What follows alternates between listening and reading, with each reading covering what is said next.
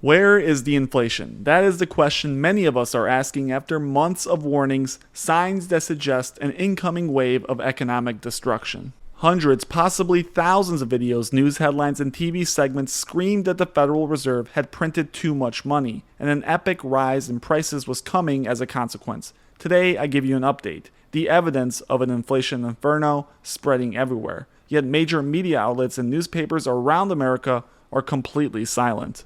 The first sign that we should be worried is Jerome Powell himself. The leader of the world's largest and most important central bank was very sure that inflation was, quote, transitory earlier this year. But even he had to admit in his most recent interview that there is evidence that it could be, quote, persistent. Take a look at this clip and see for yourself. As these transitory supply effects abate, inflation is expected to drop back toward our longer-run goal, and the median inflation projection falls from 3.4% this year to 2.1% next year and 2.2% in 2023. The process of reopening the economy is unprecedented, as was the shutdown at the onset of the pandemic. As the reopening continues, shifts in demand can be large and rapid, and bottlenecks, hiring difficulties, and other constraints could continue to limit how quickly supply can adjust, raising the possibility that inflation could turn out to be higher and more persistent than we expect. So with that said, where is the data? The Federal Reserve officially claims that inflation annualized is currently at 5.5%. That's definitely more than normal, but given the nature of this video, 5.5% is peanuts compared to what is being predicted by some prominent figures such as Dr. Michael Berry, who claims we're well on the way to a hyperinflation scenario, one that could bring with it the collapse of America and World War III. So who is right? Is there any evidence to point to the other extreme? To start, we look at a few data points that are often ignored. The first is employment data. What may surprise you is that unemployment right now is just as bad of a problem as it was in the great inflation era of the 1970s. According to the Wall Street Journal, quote, more than 9 million Americans said in May that they wanted jobs and couldn't find them. Companies said they had more than 9 million jobs open that weren't filled, a record high. The kicker, wages are rising slowly, yet the unemployment rate remains at 5.9% as of June of 2021. This is well above the 3.5% level we had pre-pandemic. This is putting massive pressure on the labor markets, and wage inflation is one thing nobody can ignore or claim is transitory. Once you give a person a raise, it becomes very, very hard to push their salary back down, no matter what happens in the markets. Various financial experts are quick to point out that this development is due to extended unemployment benefits which officially end in September. But those who are quick to point out this fact, claiming all will be well by Q4 of this year, are ignoring the massive changes that have occurred in life and labor markets in the past year. Many people have moved during the pandemic to places where jobs are not plentiful. Many more have changed their preferences, pushing instead for remote work, discovering the massive benefits that come with a job with no commute. On top of all this, the economy itself shifted, and it may never go back to where it was in 2019. Then, at the very top, we have this new phenomenon that makes no economical sense, one that points to clear inflation psychology developing among the masses. Remember how lumber prices were skyrocketing earlier this year, at one point reaching a peak of $1,500? Well, since then, the price of lumber futures dropped off a cliff, coming down more than 50%. This, to many, including Jay Powell, was a sure sign that inflation was indeed transitory, and once supply had caught up to demand, we were going to see similar action in all the other inflated commodities. The big problem, though, is that physical lumber, the actual product you buy at stores, has not dropped off in price.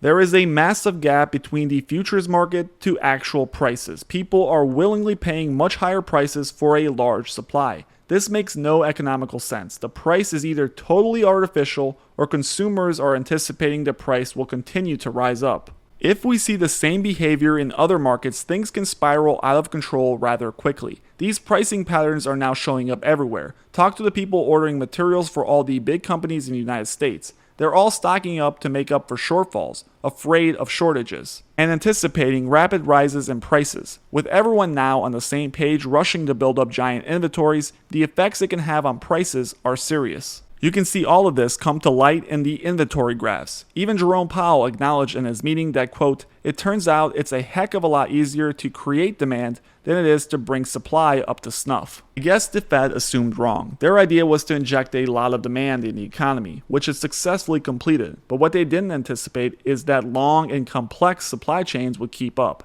Now they're finding out the hard way. Inflation concerns are now showing up in the markets with billions of dollars being poured into the tech stocks like Apple, Google, and Microsoft. These giants offer some of the best protection against the invisible tax, and institutions are not stupid. They know where to move the money. Here, Jim Cramer explains why he's seeing a company like Apple grow 16% in just 1 month. Take a listen. What do you do when you see the biggest inflation spurt in 13 years? Do you run for the hills? Do you panic? Do you dive? Do you get under the desk because they're shooting you?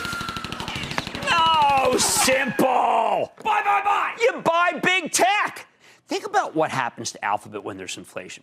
Oil and gas prices have skyrocketed, right? You agree? But does Alphabet have an energy problem? I want you to do this after the show, not now.